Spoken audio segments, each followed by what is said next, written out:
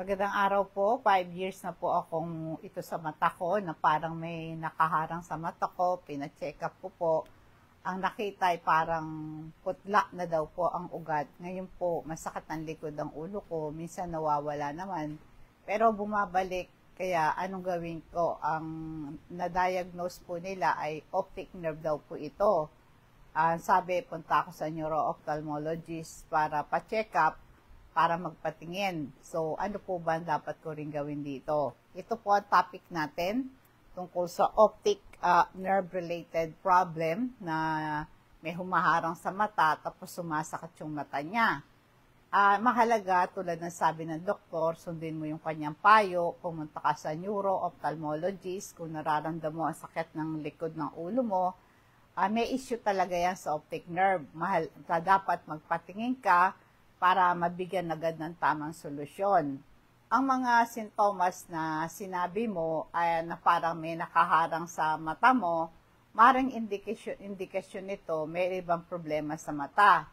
Kaya yung kumonsulta sa doktor para sa tamang diagnosis, ito po ang maaring ang reason nito ay maaring general knowledge lang ito, may connection ito sa high blood mo. Naapektuhan ng daloy ng dugo sa mata at utak mo pag high blood ka. O kaya kung diabetic ka, nagdudulot din ng komplikasyon sa mata ang diabetes. Pa-check up mo kung diabetic ka, malaman mo kung high blood ka. O kaya po merong namamaga sa optic nerve mo na nagdudulot ng malabong paningin, masakit, at nagbabago ang kulay ng paningin mo. O kaya isang glaucoma na tinatawag, tumataas ang presyon ng mata mo, nakakasira sa optic nerve yan. Nagdudulot ito ng labo ng mata, sakit ng ulo, at meron kang nakikitang panghalo sa paligid ng mga ilaw. O kaya, pag may migraine ka, madalas na merong visual disturbances, kabilang may malabo ang paningin mo, merong flashes ng light, may kasama din ito sakit ng ulo. O kaya pagod ang mata mo, meron kang dry eye syndrome, o meron kang astigmatism, o may cataract.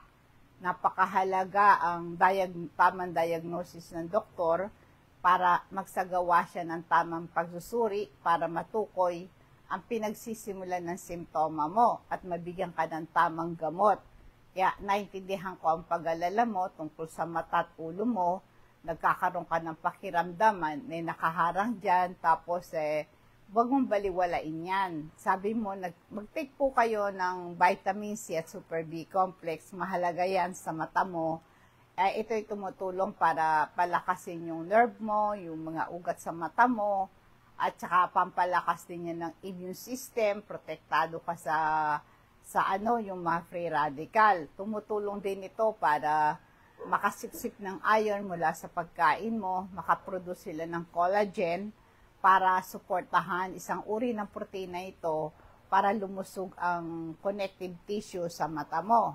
Kasama po ng Super B complex para ma-convert yung food into energy, para din makatulong po sa production ng pulang dugo para magdala ng oxygen sa katawan mo at sa mata mo.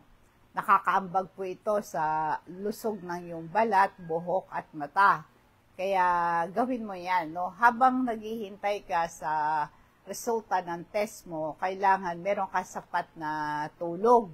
Mahalaga yan, no? Pagka kayo ay nakakatulog ng sapat na tulog, lalo na sa mata mo, ay ang mga mata mo ay nagkakaroon ng pagkakataon maayos yung mga nerve at nanunumbalik pa yung moisture ng mata mo at natural moisture ng mata mo nananatili at nababawasan yung eye strain. Pag natutulog ka, nababawasan po yung lalo na po kung gumagamit ka ng mga gadget, nagbabasa ka ng matagal, o kaya matagal na nanonood sa mga iPad, sa TV, ganon.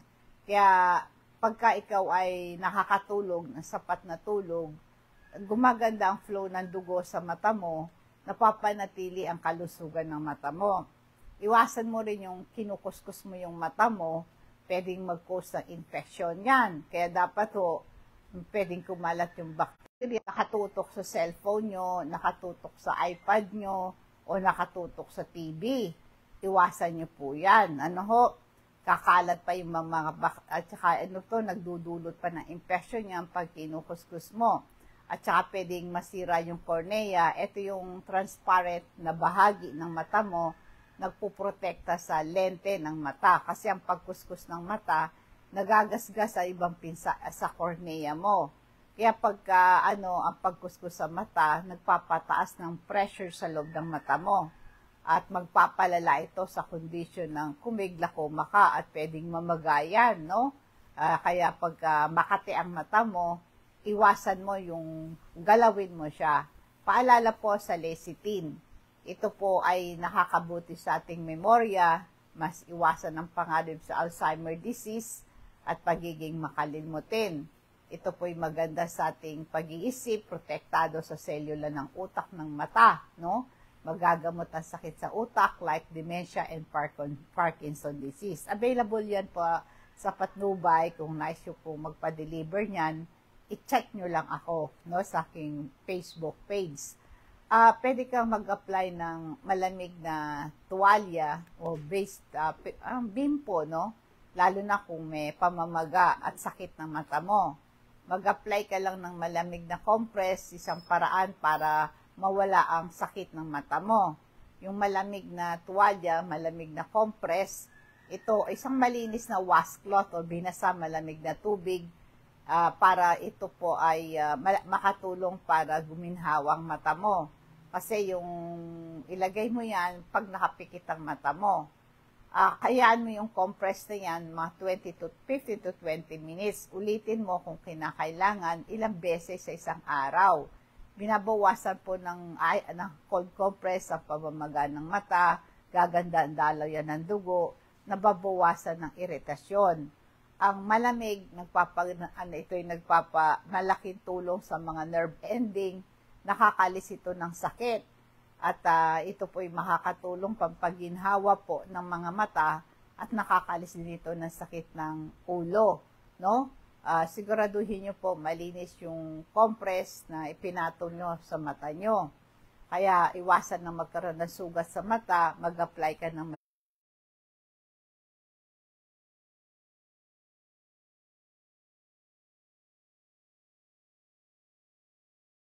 over-the-counter na gamot, yung mga pain reliever, at sundin mo yung tagubili ng doktor.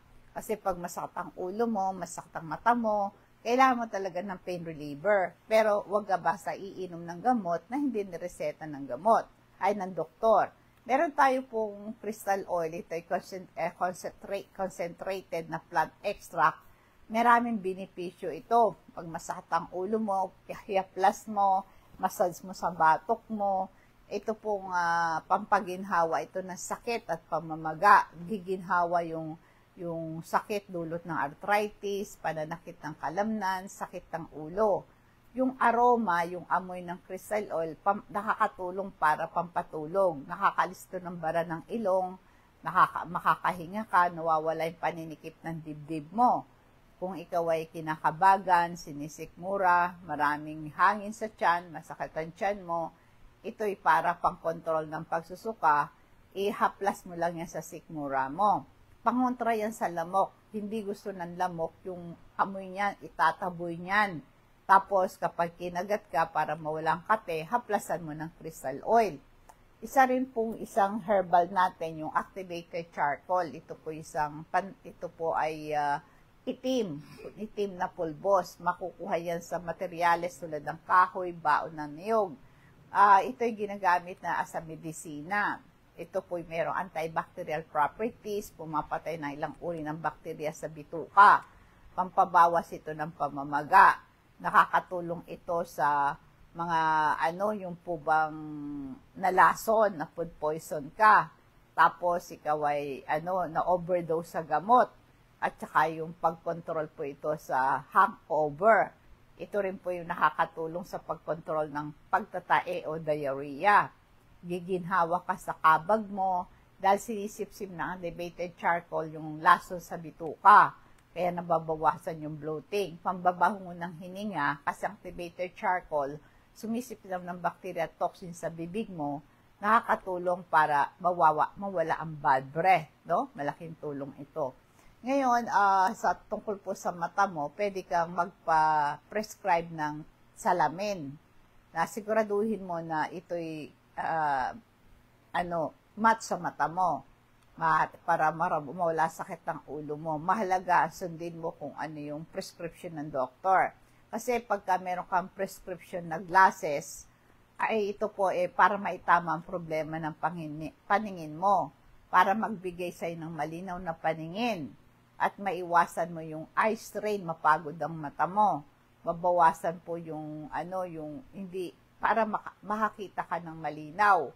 Ang hindi pagsuot ng tamang corrective lenses, magpapalala sa problema sa mata mo, magdudulot pa to ng ibang problema. Kaya linisin mo mabuti yung glasses mo araw-araw, gumamit ka ng maligamgam na tubig, mild soap para linisin ang yung mga lenses. At huwag nyong magsuot kayo ng tamang salamin. Para sa ganon ay ma-relax ang mata mo. Kaya magpating ka sa optometrist, mahalagang magpa-check up ka sa optometrist para matiyak ang iyong prescription ay tama para masuri ang kalusugan ng iyong mga mata mo. Ito pa yung ilang pwede mong gawin, nasabi ko na po yung over-the-counter na gamot, pain reliever.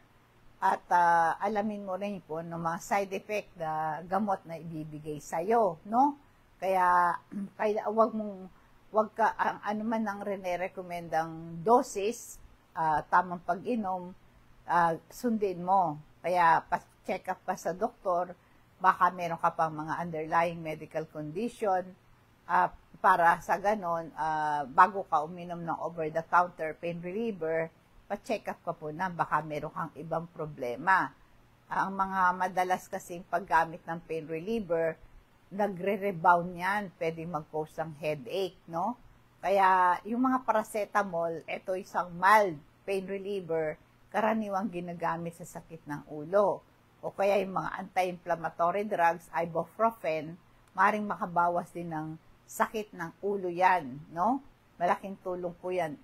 Inuulit ko po, dapat ang recommendation galing sa doktor nyo. Mahalaga po na meron kayong mga medical advice, makapagbibigay sa iyo ng tamang gamot, at makatulong po para gumaling ka. Mayroon tayong supplement na calcium, magnesium, nagpapanatili ito ng tibay ng ating paningin, ng ating buto at ng ating kalamnan, at sa contraction at sa function ng ating mga nerves sa mata. Nagre-regulate din ito ng presyon ng dugo. Ang calcium nagbibigay ito ng lakas ng structure ng mga buto para hindi lumambot at para maiwasan po yung pamumulikat. Mahalaga din ito para hindi magdugo ang mga mata mo. Tumutulong ito para ma-regulate ang mga nerve impulses sa mata mo. At ang calcium, magnesium po, tumutulong para ma-relax ang mata mo, ang kalamnan mo, ma-regulate ang presyon ng dugo mo, at nakakatulong po ito sa production ng energy. Tumutulong ito para ma-regulate ang pattern ng tulog mo. Ipaalam nyo po sa akin ang pangalan, address, sa cellphone number nyo. Kung gusto yung pa-deliver nito mga health products na to, pa-deliver po natin sa rider. Cash on delivery. I-charge lang po sa inyo ang shipping fee. Kung kayo po ay nakinabang dito sa aking programa, pwede po kayo mag-subscribe sa aking YouTube channel, Rose Alfonso. I-click lang nyo po yung subscribe, pati po yung bell, para updated kayo sa aking health topics. Ganun din po sa aking official Facebook page, Patnubay sa Kalusugan. Please subscribe, i-click nyo yung follow, like, and share. Paalala, ating food for thoughts, i-share ko sa inyo ang 1 Corinthians chapter 13, verses 4-5. Ang pag-ibig ay matiyaga at magandang loob, hindi naiinggit, hindi mayabang, hindi mapagtaas, hindi magaspang ang ugali, hindi masarili, hindi magagalitin, at hindi nagtatanim ng sama ng loob sa kapwa, mapagtiis, ang pagmamahal ay naghihintay at hindi madaling masiraan ng loob. Ang pagmamahal ay mahinahon at ang kanyang pag-isip ay maingat siya. Wala siyang inggit. Yan po, no? Ang kababaan ng loob ang pagmamahal hindi mapagmalaki o mapagpusta, ang pagmamahal hindi bastos o malupit, ang pagmamahal ay hindi hinahanap ang sarili itong paraan o pinipilit ang sarili niyang kagustuhan. Hindi siya madaling magalit, hindi siya madaling mainis. Ang tunay na pagmamahal ay hindi naiinggit, hindi madaling magtampo. Ito po yung important passage sa Corinthians, ito about the gift of love. No? Kaya importante ng pag-ibig, itong pundasyon na lahat ng virtue. Ang practical application po nito sa lahat ng relationship, sa family, sa friends, sa work and community. Basta if we love God, madali tayong umibig sa ating kapwa. Magandang umaga po, nawa pong pagpapala ng Diyos ang sumatin, and God bless us all.